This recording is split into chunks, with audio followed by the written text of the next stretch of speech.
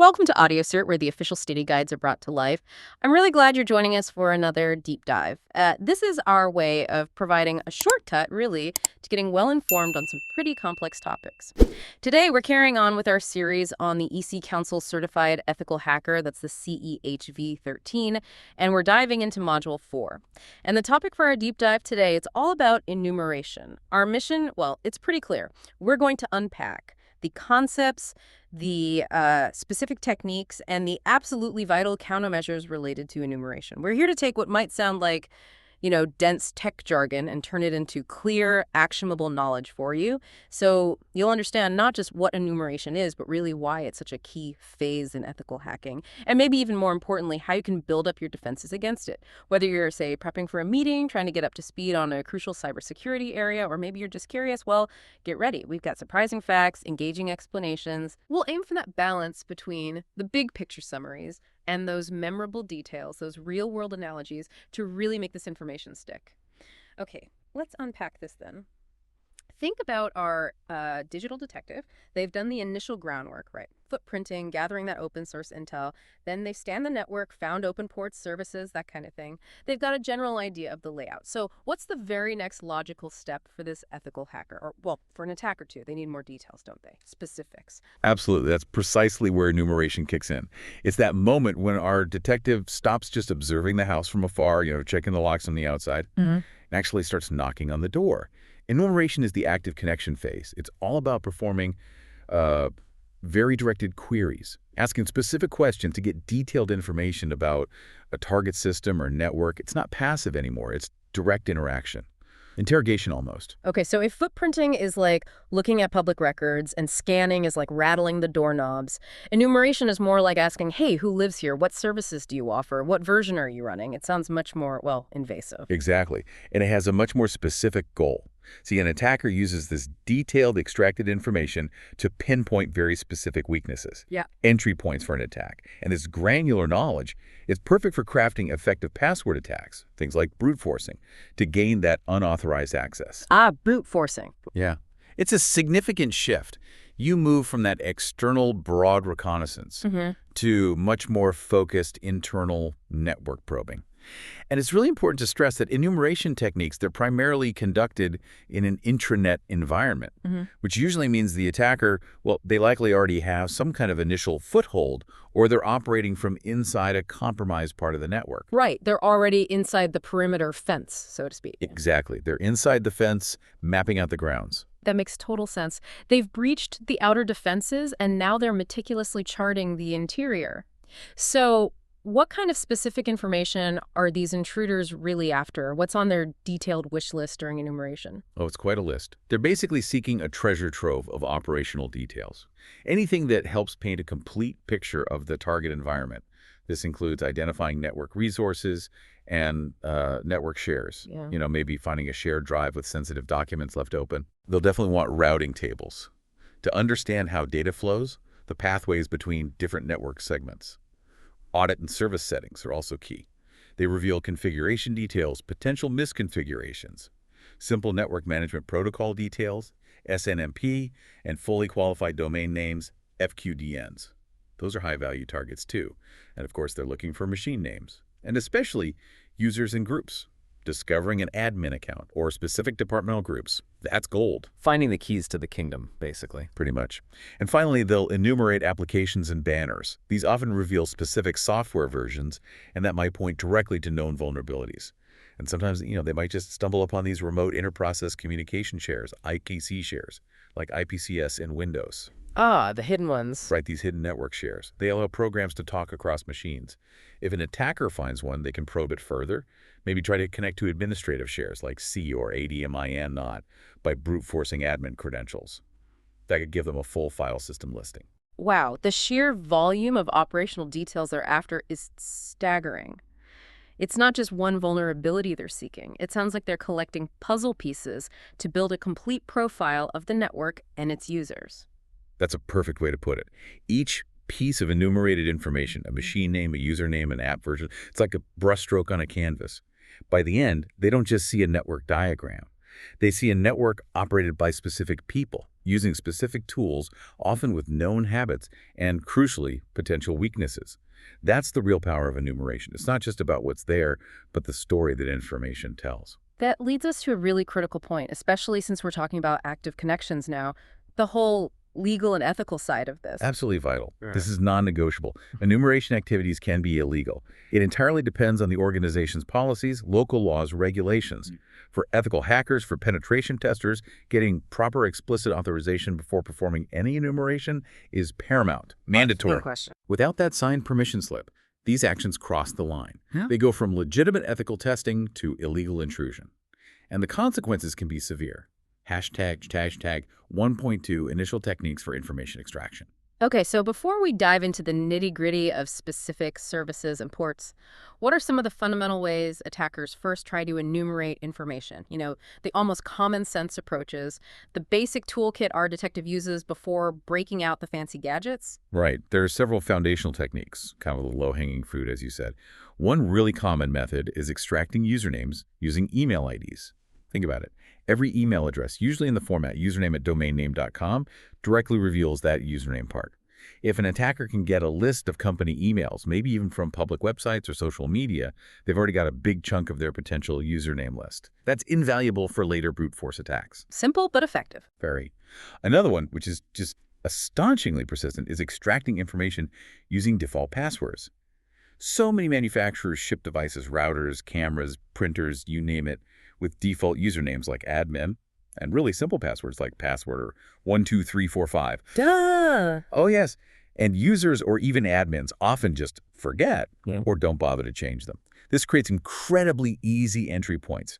It's an old security mistake, but it keeps happening, providing attackers with easy initial access. I've heard those stories, admin compromising a whole system. It's mind-boggling that it's still out there, like leaving your front door wide open with the key in the lock. It really is. Next up, attackers frequently try to brute force Active Directory, or AD Microsoft Active Directory. You know, it's a central hub managing users, computers, resources in most enterprises. And unfortunately, it can be susceptible to username enumeration, especially during user input validation. For instance, if features like logon hours are turned on, trying to authenticate might give slightly different error messages for a valid username versus an invalid one. Ah, subtle differences. Exactly. Attackers exploit these tiny differences to figure out which usernames are real. And once they have a list of valid usernames, it dramatically narrows the field for a password brute force attack. Makes success much more likely. Okay, that makes sense. What else? Then there's a really critical technique, extracting information using DNS Zone Transfer. Now, legitimately, network admins use DNS zone transfers to copy DNS data between servers. For redundancy, backups, they send a special request to the name server. The problem comes when a DNS server is improperly configured, and this happens more often than you'd think, to allow unauthorized zone transfers. Meaning anyone can ask for the data. Pretty much. If an attacker can successfully request a zone transfer, they get a complete list. All named hosts, subzones, their IP addresses, basically the entire internal map of the organization's network. Whoa, that's like getting the blueprints to the building. A massive shortcut. It's a huge shortcut. Tools like nslookup on Windows or dig on Linux are the go-to tools for attempting this. Moving on, specifically for Windows environments, attackers can often extract user groups from Windows. If an attacker gets hold of even a low-privilege registered user account in Active Directory, they can often use standard Windows tools, command line or GUI, to find out which groups that user belongs to. This can reveal internal structures, potential ways to escalate privileges, maybe even identify high-value groups like domain admins. So even a weak account can provide valuable intel. Absolutely. Then there's extracting usernames using SNMP, Simple Network Management Protocol. We touched on SNMP briefly. It's used for managing network devices. These devices often have community strings. Think of them like passwords for accessing SNMP data. Attackers try to guess common default strings like public for read-only access or private for read-write. And if they guess right? If they guess right, they can use the SNMP Application Programming Interface, the API, to query the device and potentially extract usernames configured on or interacting with that device. Again, defaults are the enemy here. So getting those community strings is like finding a master key to interrogate the device. That's a good analogy. And building right on that, they can also extract network resources and topology using SNMP. Yeah. By systematically querying the SNMP Management Information Base, or MIB, which is like a structured database of information on the device, attackers can gather incredibly detailed data, network resources, device models, interface configurations, even routing tables and active connections. It's like getting the device's entire operational manual and current status report, a deep dive into the network's nervous system. Hashtag tag 1.3 key services and ports to target for enumeration. All right, this is where our digital detective really starts looking closely at those specific digital doors and windows, the ports and services that reveal information. But first, maybe a quick clarification. We keep mentioning TCP and UDP. Let's just quickly recap the difference. It helps understand why certain techniques target one over the other. Good idea. Yeah, understanding the difference between Transmission Control Protocol, TCP, and User Datagram Protocol, UDP, is fundamental. So, TCP, think of it as connection-oriented, like making a phone call or sending registered mail. Before you send any data, there's a handshake. A connection is established between sender and receiver. This connection stays open, ensuring reliable order delivery. TCP checks if data arrived, resends it if it got lost, manages the flow so one side doesn't overwhelm the other. It's all about reliability, making sure everything gets there in order correctly. Got it. The reliable, guaranteed delivery method. Exactly. Then you have UDP, that's connectionless. Think more like sending a postcard or maybe shouting across a room. You just send the message. There's no prior connection set up, no guarantee it arrived, no check if it arrived in the right order, or even if it arrived at all. Faster, but less reliable. Much faster, much less overhead because it skips all those reliability checks. So UDP is great for things where speed matters more than perfect accuracy, like streaming video or audio, online games, DNS lookups sometimes. Perfect analogy. Registered letter versus postcard. Okay. So, with that distinction clear, let's walk through the key services and their ports that attackers target for enumeration, and crucially, why these specific points are so revealing. Right. Each of these represents a potential information like, if it's not locked down tight, TCP enumeration, DNS Zone Transfer, domain name system. Clients usually query DNS servers using UDP 53, but TCP 53 is used for larger responses and, importantly for us, zone transfers. If misconfigured, attackers can request that zone transfer and get the whole network map. Huge vulnerability. The blueprint again. Exactly. TCP UDP 135, Microsoft RPC Endpoint Mapper, Remote Procedure Call, allows programs to request services from other computers. The endpoint mapper helps find the right port for a specific RPC service. The vulnerability.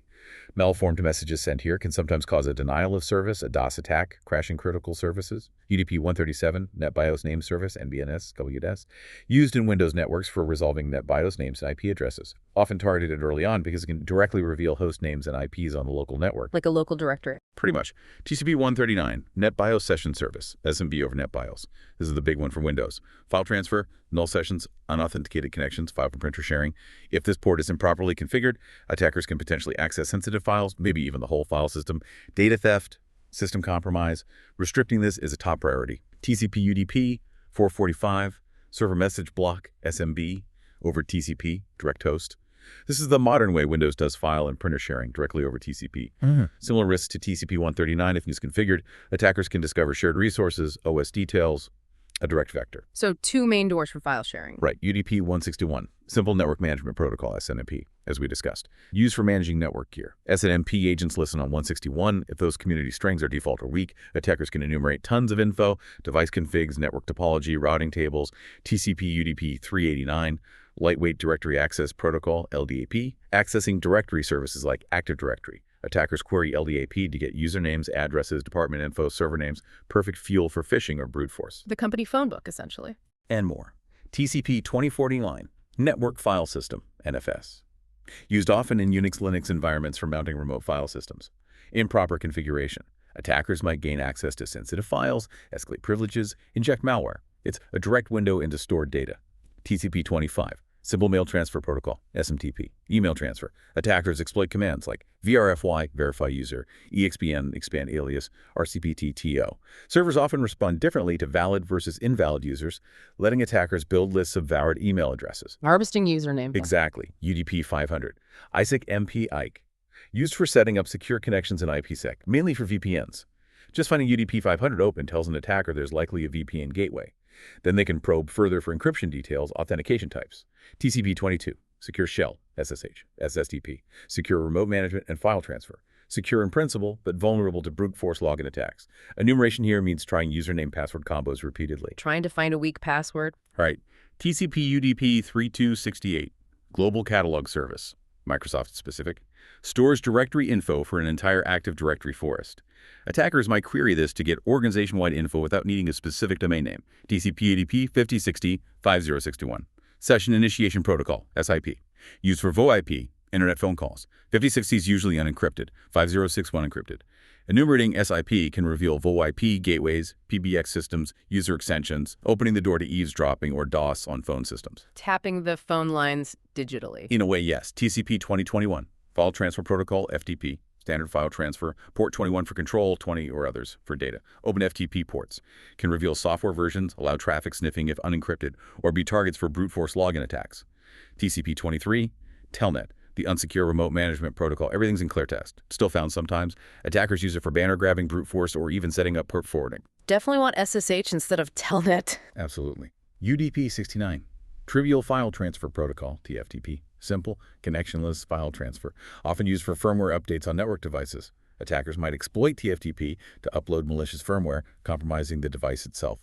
And finally, TCP 179, Border Gateway Protocol, BGP, used by ISPs for internet routing. Misconfiguration here can be catastrophic. Dictionary attacks, resource exhaustion, even hijacking internet routes. Wow, that is quite the list. It really drives home that almost any service, if not configured perfectly, can become an information leak. Security isn't just about the front door, it's every single window and connection. Okay, we've seen the landscape of potential targets. Now let's dive deeper into some specific techniques. We'll start with something really fundamental in Windows networks. NetBIOS. Our detective has identified the building, seen the windows, now they're trying to figure out who's inside and what rooms they're in. Right, NetBIOS. Network Basic Input-Output System. It's crucial for understanding Windows enumeration. It's basically a unique 16-character name, 15 characters for the device name, and the last character identifies the type of service or record. Originally an API for accessing LAN resources, Windows still uses it heavily for file and printer sharing. It uses specific ports, UDP 137 for name services, UDP 138 for datagrams, and TCP 139 for sessions. Attackers love targeting NetBIOS because, well, it's often relatively easy to query and it can reveal a lot even if it's not actively being used for file sharing anymore. It's often just running. So if an attacker successfully enumerates NetBIOS, what specific juicy details are they hoping to get from these Windows systems? They're after some really valuable stuff. A list of all the computers belonging to a specific domain. A list of the shared folders or printers on individual machines within the network. And potentially, information about security policies and passwords, though direct password info is less common from just NetBIOS itself. There's also this NetBIOS name table with specific codes. For example, a name ending in 00 could be the machine's host name or the domain name. A 3 means the messenger service is running, which implies a user is logged in. 20 indicates the server service is active, suggesting file or print shares might be available. And things like 1D or 1B identify master browsers for the subnet or domain, often pointing to important servers like the primary domain controller, PDC. Understanding these codes helps attackers interpret the raw data quickly. That brings us to a built-in Windows tool, NBTstat. How does that fit into the NetBIOS enumeration picture? NBTstat is interesting. It's officially a troubleshooting tool for NetBIOS name resolution issues. But naturally, attackers can use it as a readily available enumeration tool. It can show you NetBIOS over TCP/IP, NetBT statistics, the NetBIOS name tables for local or remote machines, and the contents of the NetBIOS name cache. For example, running NBTstat and followed by the IP address of a remote machine that displays its NetBIOS name table showing registered names and their types.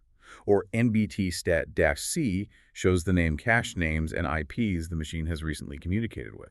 Okay, so if NBTstat shows the name table and cache, what else might be particularly interesting, particularly juicy for an attacker in that output? Well, the name cache data switch is fascinating. It doesn't just show current connections. It shows recently resolved names and their IP addresses. This means an attacker might find cache entries for internal servers or workstations that aren't currently active, potentially revealing older network structures or confirming internal IP addressing schemes, even if firewalls try to hide them.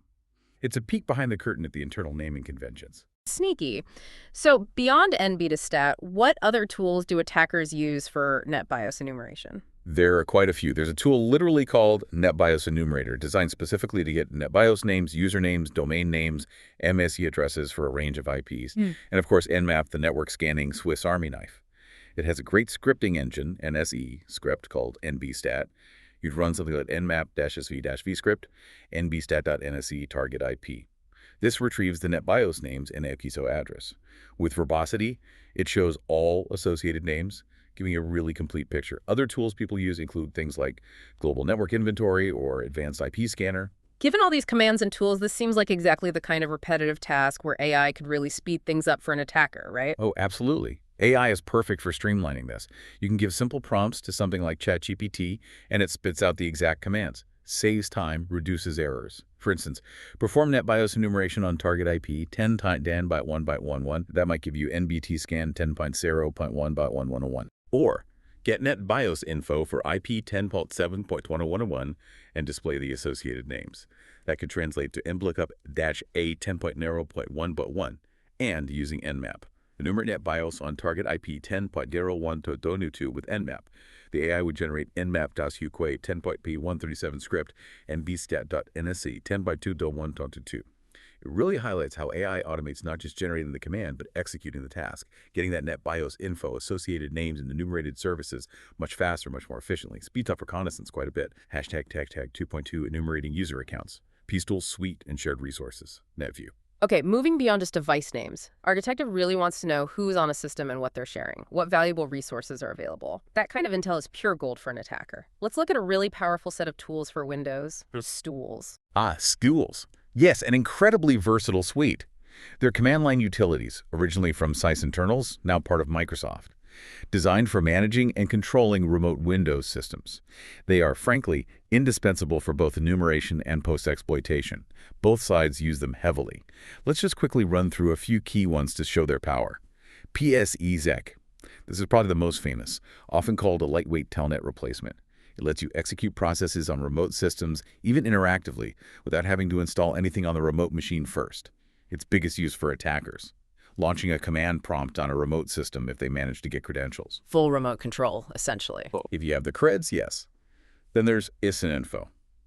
Gathers key system info, OS version, kernel build, memory, install date, processor details. Really useful for fingerprinting a system and identifying potential vulnerabilities tied to specific regions. It's logged on. This one shows you who's logged in locally on a machine and who's logged in remotely via network resources. It scans registry keys and uses specific Windows APIs to find this, vital for knowing who's active where. And PS Password allows you to change account passwords on local or remote systems. Importantly, it uses the proper Windows API so it doesn't send passwords in clear text. Legitimate admin tool, but obviously can be abused if an attacker gets the necessary privileges. That's a potent mix. Can you give a quick example? How might an attacker chain a few of these speedtools together in a realistic enumeration scenario? Sure. Imagine an attacker has gained a small foothold, maybe a low privilege account. They can start with slogdon to see which users are currently logged in across several machines. Right. This identifies active targets. Then, maybe use info on those target machines to get detailed OS and patch level info looking for known weaknesses. If they then manage to crack a password for one of those logged in users, maybe using a list gathered from other enumeration methods, they could use CEHv13 with those stolen credentials to remotely execute commands on that user's machine. Maybe escalate privileges, maybe install malware. It's about building that tactical picture and then acting on it. Makes sense. Building step by step. Okay, beyond individual users and system info, attackers are also keenly interested in shared resources. That brings us to another simple, yet very effective Windows command, NetView. Right, NetView. It's a basic Windows command line tool, but don't underestimate it. It's remarkably effective for quick enumeration of shares. Its purpose is simple. Display a list of computers in a workgroup. Or, more usefully, list the shared resources available on a specific computer. It's a fundamental step. Here are the key variations that an attacker would use. NetView computer name. This shows the basic, standard shares advertised by that computer. But the really crucial one is NetView computer name, ALL. The AL switch is key. Why is that? Because it reveals all shares, including the hidden ones. These often end with a $sign like C, ADMIN, IPC Pay. These hidden shares are typically administrative shares, and accessing them can give access to the entire C drive system files, highly sensitive areas. Finding these is often a major goal. The hidden administrative backdoors. Exactly. And you can also broaden the scope. NetView domain name shows all the shares across an entire specified domain. Gives a wider view. So if NetView is like walking into the office building lobby and seeing the main directory, then NetView LL is like getting the building manager's keys and finding all the maintenance closets in utility rooms, the ones not on the public map. It uncovers everything exposed, intentionally or not. That's a great analogy. It gives attackers a clear map of directly accessible resources, often just using built-in commands, no fancy tools needed. Really highlights how damaging simple configuration errors can be. Hashtag tag 2.3 SNMP, Simple Network Management Protocol. Enumeration. All right, let's shift gears to SNMP. Simple Network Management Protocol. Sounds very administrative, right? Like something just for network engineers keeping things running smoothly. But from an enumeration standpoint, you're saying it can be a gold mine for attackers if it's not locked down. Oh, absolutely. SNMP is a classic example of a protocol designed for legitimate management that becomes a huge security risk if misconfigured. It's an application layer protocol, usually runs over UDP port 161. Its purpose is for admins to manage and monitor devices remotely, routers, switches, firewalls, servers, printers, you name it. It works with an SNMP manager, the system doing the querying, and an SNMP agent running on the device being managed, responding to requests. Now, the critical weakness often lies in the community strings. These basically act like passwords, but they're often sent in clear text, especially in older SNMP versions, V1 and V2C. Clear text passwords. Ouch. Yeah. There are typically two main ones. The read community string. This allows viewing the device's configuration and status. The default is almost always public. If left unchanged, anyone guessing public gets a read-only view of everything. The read-write community string. This one is far more dangerous. It allows actually changing the device's configuration. The common default is private. This is like getting admin rights to the device. So attackers just try public and private? They absolutely do. And they try other common variations too. It's often the first thing they check. If they succeed, they can extract a massive amount of information. Network resources, hosts, routers, shares, detailed network info like ARP tables, routing tables, interface stats, device specifics like model numbers, firmware versions, even traffic patterns. It's like getting the device's full specs, config files, and live operational data. That's incredibly detailed. So our detective knows about these community strings now. How do they actually use tools to query the device and pull out that information systematically? The primary command line tool for this is SNMP. It's designed to scan SNMP-enabled devices and identify all the accessible variables within the device's management information base, or MIB. The MIB is like a hierarchical database of all the managed objects on the device. SNMP basically walks through this tree structure, requesting data. The data comes back as object identifiers, OIDs, unique numeric codes for each piece of information. So you need to know what the OIDs mean. You do, or the tool helps translate them. A basic SNMP walk command looks like this. SNMP walk to v1-c public target IP address. This tries to query the target using SNMP version 1 in the community string public. It'll dump out all the OIDs and their values it can access. You can specify version 2c as well. SNMP walk-VCC public target IP address. You can also query specific MIB branches, for example, to find installed software SNMP walk-VDC public target IP address, HRS install name, or RAM size, data jar memory size. Okay, so SNMP walk for detailed querying. What about Nmap? Nmap is, as always, very useful here too, especially with its scripting engine, NSE. It has specific SNMP scripts, SNMP sys-test-chur. This script, Nmap Novtirasu Quant61 script, SNMP sys-test-chur, tries to get the system description string, often revealing the OS type and version hardware model, basic fingerprinting, SNMP processes. This one, Nmap Nasu P161 script SNP processes target, tries to list running processes visible via SNMP, which might reveal critical services. SNMP Win32 software. If it's a Windows target, this script, Nmap SP161 script SMTP Win32 software target, attempts to list installed applications. Great for finding outdated, vulnerable software. And are there other dedicated SNMP tools? Yes, another good open source one is SNMP. Check. It automates a lot of the common SNMP queries and presents the output in a much more human-readable format than just raw OIDs. It can quickly pull things like contact info, system description, whether write access is enabled, domain names, hardware details, network interfaces, running services, software lists, uptime, even user accounts sometimes. It's a very handy enumeration tool. With all this data available and the sort of repetitive nature of querying OIDs, this feels like another area where AI could really help an attacker, right? Generating those specific queries. Definitely. AI is great at translating intent into specific commands. An attacker could prompt, perform SNMP and enumeration on target IP 10.0 from 1.1 to using SNMP walk and display the result here. And the AI might generate SNMP walk.c public v1 10.0.1.1.2. Simple. Or using Nmap. Perform SNMP enumeration on target IP 10.1.1.22 using Nmap and display the result here. That could give Nmap-1-P161 script SNP-info using Nmap and display the result here. Resulting in Nmap-P161 script SNMP processes 10.0.1.22. This kind of AI assistance lets attackers rapidly gather extensive SNMP data, interpret it, and pinpoint potential weaknesses much faster than doing it all manually. It really cuts down the recon time. #2.4 LDAP, Lightweight Directory Access Protocol Enumeration. Okay, let's talk directories. If our detective wants the inside scoop on users, groups, the whole organizational structure, Lightweight Directory Access Protocol, LDAP, that's often the primary target, isn't it? Absolutely. LDAP is usually the definitive source for that kind of information in many organizations, especially those using Microsoft Active Directory. So LDAP, Lightweight Directory Access Protocol. It's an internet standard protocol for accessing and maintaining distributed directory information services. Think of it like the digital version of a company's org chart, employee directory, and resource list all rolled into one. It's hierarchical, logical, uses DNS for lookups. A client connects to an LDAP server, known as a Directory System Agent or DSA, typically over TCP port 389, or port 636 if it's secure LDA using SSL/TLS. The information itself is exchanged using a format called Basic Encoding Rules, or BER.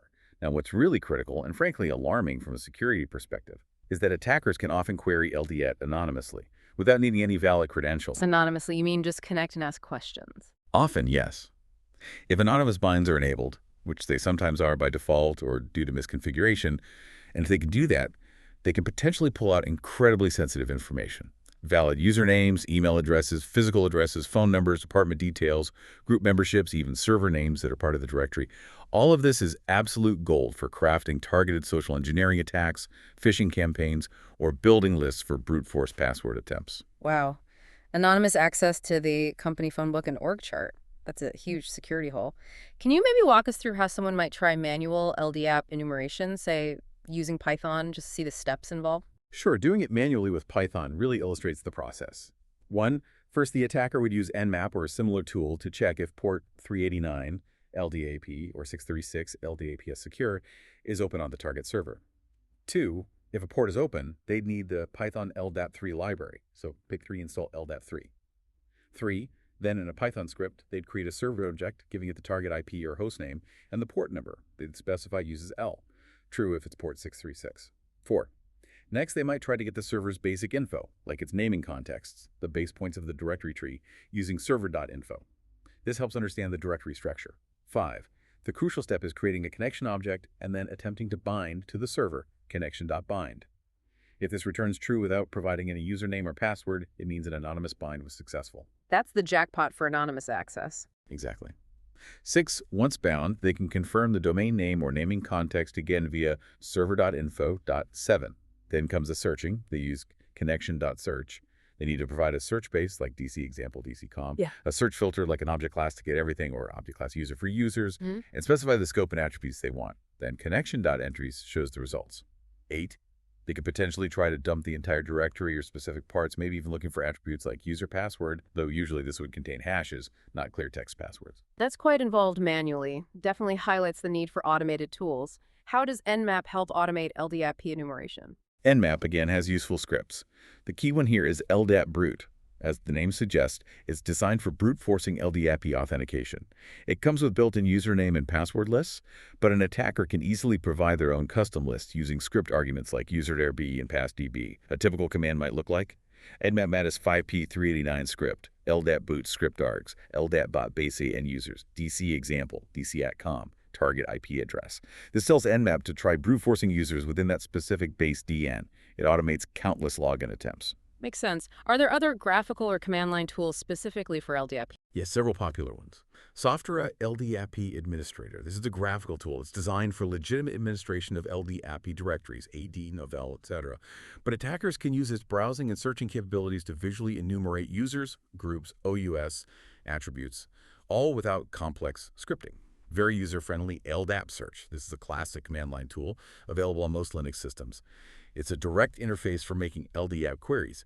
You can specify the host, use simple anonymous binding X, set the search-based NMP, apply filters, and request specific attributes. For example, to get naming contexts, LDAP search NMP, LDSS, base naming contexts. To dump objects in a specific domain, LDAP search maniach, IP, ansnatch, B, DC example, DC com. To get just usernames, now have account name at AV. LDAP search maniach, IP, NetSXB, DC example, DC com, object class user, SAM account name. These tools, whether manual scripts, Nmap, or dedicated clients, give attackers powerful ways to extract that invaluable directory information, really mapping out the human and digital landscape of an organization. Hashtag 2.5 NTP, Network Time Protocol, and NFS Network File System Enumeration. Okay, let's talk about a couple of services that might seem a bit mundane, maybe less glamorous targets. Network Time Protocol, NTP, for keeping clocks synced, and Network File System, NFS, for sharing files, often in Linux Unix environments. Do these really offer interesting avenues for attackers? They absolutely can. They're often overlooked precisely because they seem mundane, which means their security might be neglected. Let's start with NTP enumeration. Concept. NTP synchronizes computer clocks, usually over UDP port 123. Seems harmless, right? But admins often forget about securing it. Information gathered. If you query an NTP server correctly, you can sometimes get quite a bit of useful network information. Things like a list of hosts that are connected to that NTP server, its clients, their IP addresses, sometimes even system names and operating systems. And here's a key point. If the NTP server is in a DMZ, demilitarized zone, but is allowed to talk to internal clients, querying it might reveal internal IP addresses of those clients' addresses that should normally be hidden from the outside world. Ah, leaking internal network structure. It's exactly NTP enumeration commands. There are several command line tools for querying NTP and a PB date, used to sync time, but the Dirty debug option shows detailed responses from the server, which can be revealing .ntp trace.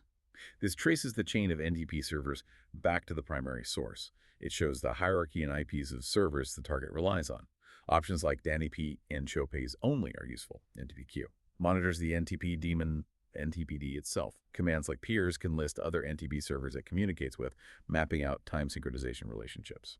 So yeah, NTP can definitely leak network topology info. Now for NFS enumeration concept, network file system allows users, typically on Unix Linux, to melt remote directories over the network and treat them like local storage. Usually uses TCP port 2049. It relies on remote procedure calls, RPC, for communication. Configuration. The key config file is IPsec ports on the NFS server. This lists which directories are shared and which client machines, often just by IP address, are allowed to access them. Just by IP address, that sounds potentially risky. It is. That's a major vulnerability. Vulnerabilities. If NFS is improperly configured, ARNG, allowing access from any IP or using weak authentication. Attackers can easily enumerate the exported directories using commands like showmount. They can see the list of allowed client IPs. If authentication is just IP-based, they can try to spoof an allowed client's IP address. If successful, they might gain full read-write access to the shared files. They could steal data, upload malware, modify critical files, maybe even find ways to escalate privileges on the server itself. It's a direct path to sensitive data. NFS enumeration commands, .rng, RPE, RND, -NIFE, -NANP, target IP address. First step is often to check if the RPC port mapper is running and if NFS services, usually on port 2049, are registered. This confirms that NFS is present. Showmount-E target IP address. This is the crucial command. It asks the NFS server to list all the directories it's exporting, sharing, and sometimes which clients are allowed to connect. This tells the attacker exactly what shares are available to target. Got it. So even these seemingly simple background services, time syncing and file sharing, can provide significant footholds or reveal critical information if they aren't configured with security top of mind. The devil, as always, is in the configuration details. Hashtag tag 2.6 SMTP, Simple Mail Transfer Protocol, and DNS, Domain Name System Enumeration. All right, let's move to two protocols that are just part of our everyday digital fabric. SMTP for email and DNS for translating names to addresses. We use them constantly without thinking. But you're saying these ubiquitous services can actually betray a surprising amount of information to a determined enumerator.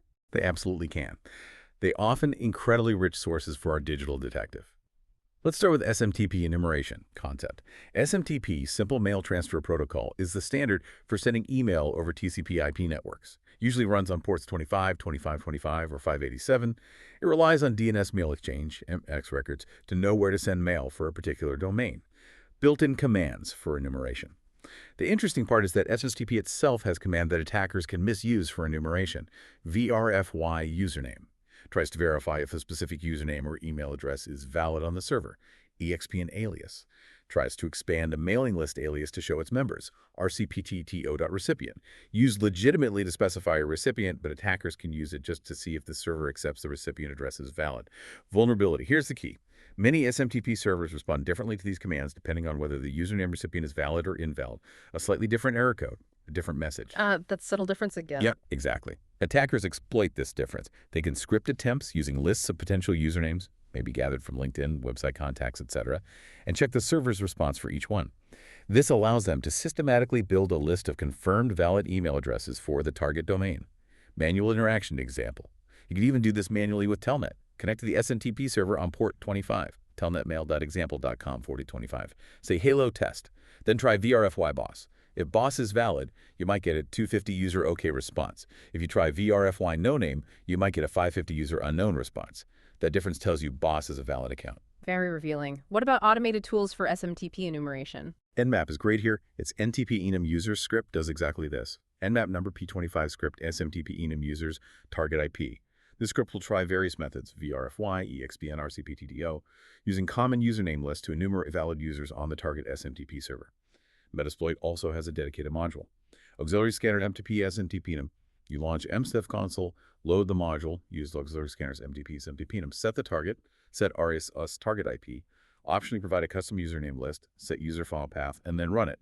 It automates the process of sending vrfy commands, usually for each name in the list, and reports back which ones appear to be valid. Quick and efficient. Okay, so AI could definitely streamline creating and running those Nmap or Metasploit commands, right? Taking a list of targets and automating the whole scan. Precisely. AI is very effective here, and an attacker will prompt perform SMTP enumeration on target IP 10.demo1.19 using Nmap, trying vrfy, EXPN, RCPT methods, and save results. This might generate Nmap MAMPO225 script as MTP DAMC1 down users.methods, vrfy, EXPN, RCPT 10.1.119 John and N, results smtpnum.txt. One command, multiple methods, results saved. Or, for Metasploit, perform SMTP enumeration on target IP 10.den1.19 with Metasploit, giving MSF console NatchaQX, use auxiliary scanners MTP SMTPnum, set RHS 10.den.1.1, run, exit. Fully automated from prompt to results. These AI-generated commands dramatically speed up gathering that list of valid usernames. Okay, now let's switch to DNS enumeration, uncovering domain secrets. This is a huge area with several different techniques. Zone transfer, concept. We mentioned this before, copying the entire DNS zone file, the database of names and IPs, from a primary to a secondary server. Vulnerability. If a server allows unauthorized transfers, a common misconfiguration.phi, attackers get the whole map. Server names, host names, machine names, maybe even usernames embedded in records, IP addresses, aliases, everything. Tools commands. On Linux, dig is key. Dig at name server IP target domain /var. If this works, you get the whole zone. On Linux, dig is key. On Windows, inslookup can attempt it using interactive commands, server name server IP, set type any LSD target domain. On Linux, dig is key. Specialized tools like DNS Recon, DNS Recon-x for RHD target domain, automate checking all known name servers for the domain. DNS Cache Snooping. Concept. This is sneaky. You query a recursive DNS server, like your ISPs, or maybe a company's internal resolver if accessible, asking if it has a specific record already in its cache. Information revealed. If the server does have the record cached, it means someone else using that server recently looked up that same name. This can reveal websites employees have visited, services they use, maybe even partner companies or bank websites. Great for targeted social engineering. Methods. Non-recursive query. Send a query with the recursion desired flag turned off, plus no recursion dig. If the server responds with the answer, it was cached. If it says no error but gives no answer, it likely wasn't cached. Dig at DNS server IP website.com plus no recurse. Recursive query plus TTL check. Send a normal recursive query plus recursion dig. Look at the time to live TTL value in the response. If the TTL is significantly lower than the record's usual starting TTL, it means the record has been sitting in the cache for a while. A full TTL suggests it was freshly fetched. DNSSEC zone walking. Concept. DNSSEC adds security signatures to DNS, preventing data tampering. But an older version of DNSSEC using NSE records had a side effect. It allowed attackers to effectively walk through the sorted list of all names in the zone, revealing all host names. This is zone walking. NSEC3. A newer mechanism, NSEC3, uses hash names to prevent this easy enumeration, making zone walking much harder, though not always impossible. Tools. If a zone uses the vulnerable NSEC records, tools like LDNS walk at DNS server IP target domain, or DNS Recon, DNS-Recon-DAN-T target domain DAN-Z, can potentially extract the entire list of hosts. Amass concept. This is a fantastic open source tool specifically for discovering assets associated with a domain. It uses tons of techniques, passive DNS, querying APIs, web archives, certificate transparency logs, brute forcing subdomains, active reconnaissance to build a really comprehensive map of a target's external attack surface. Subdomains, IPs, related domains, commands into simple start, Amass enum-DANS-D target domain. More advanced, Amass enum-DANS active gearbird w wordlist.DANS-D target domain for active checks and brute forcing. Nmap for DNS DNSSEC. Again, Nmap has scripts. DNS Nmap NTP-53. Script DNS-brute domain tries to find subdomains using a common word list. Nmap NSSE-NSCC-VSE3 script DNSS recursion IP checks if a server allows recursive queries from any one Amass configuration. DNSSEC.NSSE-CEHv13 script DNS enum script -arts DNS domain target attempts NSCC zone walking we just discussed. So many ways to probe DNS, and again, AI seems like a perfect fit for managing these complex scans, especially things like cache snooping or running Amass with different options. What would those AI prompts look like? AI can handle this complexity quite well. For a combined Nmap DNS scan, use Nmap to perform DNS enumeration on CEHv13, including brute force and zone transfer checks save results. My give Nmap script, DNS brute script -args, DNS-brute.domain CEHv13-on, results DNS brute.txt, and an Nmap script, DNS Zone Transfer PIP-53 CEHv13-on as results DNS Zone Transfer.txt. 2 scans in 1 command. Efficient. For recursive cache snooping with DIG, use DIG for recursive DNS cache snooping on www.certifiedhacker.com via DNS server 1.1.1.1, yielding DIG at 1.1.1.1 www.certifiedhacker.com plus recurse and non-recursive. Use DIG for non-recursive DNS cache snooping on www.certifiedhacker.com via DNS server 1.1.1.1, giving DIG at 1.1.1.1 www.certifiedhacker.com plus no recurse. These AI prompts automate potentially tricky DNS queries, letting attackers quickly gather insights about domain structure, user activity, via cache snooping, and potential vulnerabilities like zone transfers or weak DNSSEC configurations. Hashtag 2.7 other critical enumeration techniques. Wow, the enumeration landscape is just huge. We covered so many core services, but let's quickly touch on a few other critical areas attackers might probe. Our detective is really leaving no stone unturned now. Definitely. There are always more protocols and services to look at. IPsec enumeration. Concept. IPsec is the protocol suite behind most VPNs. It uses SNMP, Internet Security Association and Key Management Protocol, and iKey, Internet Key Exchange, to set up secure tunnels, usually on UDP port 500. Discovery. Just finding UDP port 500 open on a target often indicates a VPN gateway. Nmap can spot this. Nmap SUP500 target IP. Tools. A specialized tool called IKEScan is key here. It sends crafted IKE packets to fingerprint the VPN gateway. You can figure out things like supported encryption algorithms, hashing algorithms, authentication methods like pre-shared keys versus certificates, Diffie-Hellman groups, and SA lifetimes. It can even sometimes help with pre-shared key cracking. AI integration. An attacker might ask AI, use Nmap to check the IKE version on 10.1.1.22. This could generate Nmap NATO-AZU no P500 script, IKE version 10.1.1.22, giving basic info about the IPsec configuration. VoiP, Voice over Internet Protocol. Enumeration. Concept. VoiP uses IP networks for phone calls, video calls, etc., often using SAP Session Initiation Protocol for signaling. Common ports are UDP TCP 5060, unencrypted, and 5061, encrypted. Information gathered. Enumerating VoIP systems can reveal VoIP gateways, IPPBX servers, types of client software or phones being used, user extensions, and sometimes IP addresses of users. You map out the entire phone system. Attacks enabled. This info can lead to DOS attacks against phones, call hijacking, caller ID spoofing, eavesdropping on calls if unencrypted, sending voice spam, SBIT, or VoIP phishing. Tools. VZMap is an open-source SIP scanner that finds devices, identifies server types, and can even try to make phones ring to confirm extensions. Metasploit also has SIP enumeration modules, often trying to guess numeric extensions. RPC, Remote Procedure Call, Enumeration. Concept, RPC allows programs to run code on remote systems. A key component is the port mapper service, often on TCP UDP port 111, which tells clients which port a specific RPC service is running on. Vulnerability. Enumerating RPC services reveals what applications might be remotely accessible and potentially vulnerable. Attackers check port 111 and also scan higher ports as RPC services often run there directly. Nmap's RPC scan, Nmap NASH-SR target, is designed for this, or just using aggressive scanning. Nmap NASH-A target usually includes RPC checks. Unix Linux user enumeration. Concept. Just like on Windows, finding valid usernames on Unix Linux systems is valuable. Commands. Classic commands often used, though sometimes disabled for security. Roosers shows users logged into remote machines on the network. .who. Similar shows users logged into local network hosts. .finger can give detailed info about a user login name, real name, terminal, idle time, login time, maybe even office info if populated. Finger at host name queries remotely. SMB server message block enumeration concept. We talked about NetBIOS over TCP, port 139. Modern SMB runs directly over TCP port 445. Used heavily in Windows for file printer sharing, remote admin tasks, information gathered. Besides shares, enumerating SMB can reveal detailed OS versions, service pack levels, banner grabbing, and supported SMB protocol versions. Attacks enabled. This facilitates SMB relay attacks, capturing and relaying authentication hashes, and brute force login attempts. Tools. Nmap is excellent. Nmap match B445-A target IP gives OS version info. Specific scripts like SMB protocols, Nmap MeshB445 script, SMB protocols target, shows supported SMB versions, important for known vulnerabilities like SMBv1 issues. Tools like Enum for Linux or SMB Map are specialist in enumeration shares and users via SMB AI integration. A prompt like use Nmap to enumerate SMB shares on 10.100.1.22 could generate Nmap match P445 script, SMB enum shares 10.11.1.22. Simple and direct. That's an incredible breadth of techniques. It really feels like a determined attacker will poke and prod at almost every conceivable service looking for an information leak or a way in. Hashtag 2.8, create and run custom scripts to automate network enumeration tasks with AI.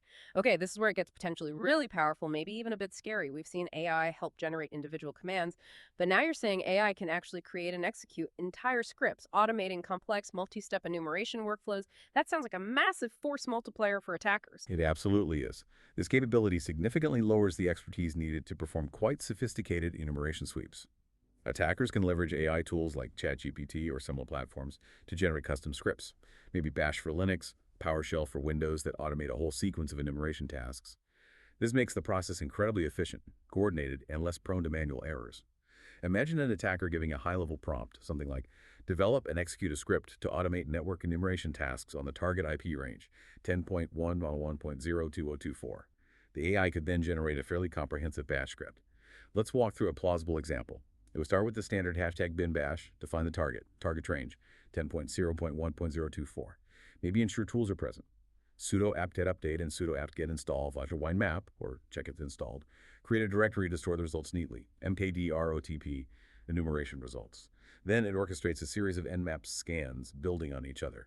First, a quick ping sweep to find live hosts, nmap /tt-n enumeration results peeksing-sweep.txt. Then on the live hosts found, logic might be added to parse the ping sweep output, a fast scan for common open ports. Nmap -t4 target range -n enumeration results quickscan.txt, or target-specific live IPs. Next, a much more detailed aggressive scan on those interesting hosts. Nmap -t4 enumeration results detailed scan.txt. This does OS detection, version scanning, default scripts, trace route, gets deep info, maybe a specific scan just for service versions, Nmap -sv target range -on enumeration results, version detection.txt. Finally, the AI might even include the commands to make the script executable and run it immediately. Change plus x network enumeration.sh, network enumeration.sh. That is genuinely impressive. The implication is huge. AI isn't just finding the commands, it's writing the entire reconnaissance plan and executing it. It's not just about finding one open port anymore, it's about automating an intelligent, multi-stage sweep across a whole network segment, potentially adapting based on initial findings. Exactly. This capability dramatically lowers the barrier for attackers to conduct complex enumeration. It significantly speeds up their entire attack lifecycle. And crucially for defenders, understanding that attackers can now automate reconnaissance, this effectively means we absolutely must automate and enhance our detection and prevention capabilities just as quickly. It's a profound shift in the offense-defense balance. Okay, we've spent a lot of time looking through the attacker's eyes, understanding all the ways they try to gather information. So what does this mean for the defenders? How do organizations actually protect themselves against these sophisticated, varied, and increasingly automated enumeration tactics? How do we build that digital fortress? That's the critical question, isn't it? And the core philosophy is actually quite straightforward, though the implementation takes diligence. Understanding enumeration from the attacker's viewpoint, knowing what they want and how they try to get it, that's the absolute first step to effective defense. Once you have that understanding, countermeasures become focused on one main goal, preventing that information leakage. It's about systematically closing and securing all those digital doors and windows we've been discussing. Before we get into service-specific fixes, there are some general countermeasures that are just fundamental good practice. The bedrock of your fortress. Strong firewalls and ACLs. Block everything by default. Only allow necessary ports and protocols, both inbound and outbound. Segment your network and apply internal firewall rules too. Least privilege. This is huge. Users, service accounts, applications. They should only have the absolute minimum permissions needed to do their job, nothing more. This limits what an attacker can do even if they compromise an account. Patching. Keep everything updated. Operating systems, applications, firmware. Vulnerabilities exploited by enumeration tools are patched all the time. Don't fall behind. Logging and monitoring. You can't stop what you can't see. Log aggressively network traffic, authentication attempts, service access. Use a SIEM security information and event management system to correlate logs and look for suspicious patterns indicative of enumeration scans. Intrusion detection prevention, IDSPS. These systems often have signatures to detect common enumeration techniques like zone transfer attempts, SNMP community string guessing, port scans, and can alert or block them. Strong authentication. Multi-factor authentication, MFA, everywhere possible. Complex, unique passwords, account lockout policies, network segmentation, don't have a flat network. Isolate critical systems like databases, domain controllers, in secure zones with strict access controls between segments. This contains breaches. Disable unused services. If you don't need NetBIOS, disable it. If a server doesn't need SNMP, turn it off. Every running service is a potential attack surface. Reduce it. Those are the basics. Now let's layer on some specific countermeasures for the key services we discussed, keeping those general principles in mind. For SNMP enumeration countermeasures, the big one, upgrade to SNMP v3. It offers encryption and proper authentication, unlike v1 and v2c. If you must use SNMP, use v3, the big one. If you can't use v3, at the very least, change the default community strings, public, private, to something long, complex, and unique. Don't make it easy. Even better. If you don't actually need SNMP on a device, disable the agent entirely. Even better, use ACLs to restrict which IP addresses can query the SNMP agent. Only allow your authorized management stations. Keep SNMP traffic on a separate secured management VLAN if possible. For LDAP enumeration countermeasures, disable anonymous binds. This is critical. Don't let just anyone connect and query your directory. Require authentication. Use LDAP over S as LTLS on port 636 or start alias to encrypt all LDAP traffic. Standard LDAP sends data, including credentials if not using anonymous binds, in clear text. Apply granular permissions within Active Directory. Restrict what attributes normal users can read. Do they really need to see everyone's phone number or group memberships? Principle of least privilege again. Moving to NFS enumeration countermeasures. Configure its exports meticulously. Only export what's necessary, and only allow access from specific, trusted client IP addresses or host names. Avoid wildcards. Use firewall rules to block access to NFS port 2049 from untrusted networks. Crucially, ensure the root squash option is enabled, usually is by default. This prevents a root user on an NFS client from having root privileges on the NFS share, mapping them to a low-privilege user instead. Consider using Kerberos authentication for NFS, available in NFS v4, for stronger security than just IP-based checks. Next, SMTP enumeration countermeasures. Configure your mail server to not respond differently to VRFY, EXPN, or RTPT2O for invalid users.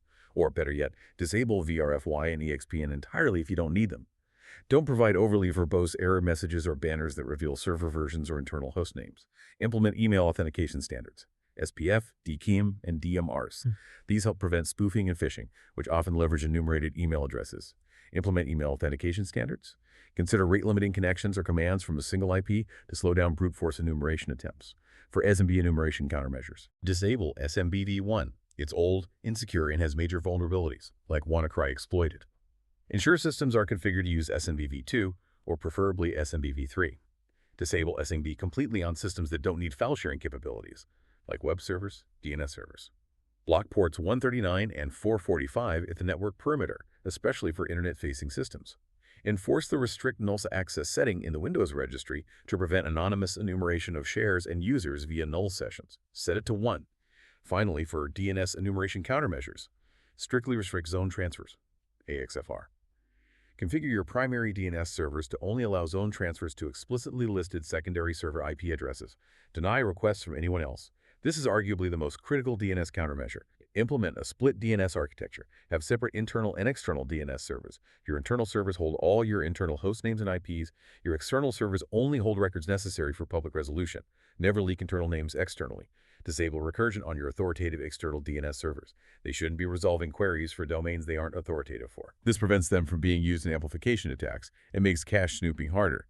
Consider using DNSSEC to protect against DNS spoofing and tampering, but ensure you use NSCC3, not the older NSCC, to prevent easy zone walking. Prune your DNS zones regularly. Remove old, unnecessary records. That is an incredibly thorough list of defenses. It really paints a picture that securing against enumeration isn't about a single silver bullet. It's about continuous vigilance, meticulous configuration, and layering defenses across every protocol and service. Every door, every window needs that lock, that guard, and that alarm system. ###outro. Wow. Okay, that was a really deep dive into enumeration. We covered a huge amount of ground today, didn't we? From the basic idea of enumeration as that active questioning phase, all the way to specific techniques targeting everything from NetBIOS, LDP, SNMP, DNS, you name it. And looking at how AI is really starting to change the game, automating these complex scans. We really did. We saw the sheer variety of information attackers are after: machine names, users, topology, software versions. We looked at the tools and commands, NBT stats, SymphicWalk, LDAP search, dig, Nmap scripts. Understanding those is key for both sides. But just as important, maybe more so, are those countermeasures, preventing the information leaks in the first place through careful configuration, patching, monitoring, and applying those general security principles consistently. Because, this knowledge is most powerful when you actually apply it, whether you're defending a network or analyzing potential attack paths. It definitely leaves us with something to think about, doesn't it? For you, our listener. Given just how many ways there are to uncover network details and how AI is making it easier, what hidden doors might still be slightly ajar in even networks we think are secure? Especially if we aren't continuously looking for them with this kind of attacker insight, how might one small oversight become that critical opening? And maybe looking forward, how will AI continue to shape both sides of this coin? The sophistication of enumeration attacks will likely increase, but hopefully so will our ability to build smarter, more automated defenses.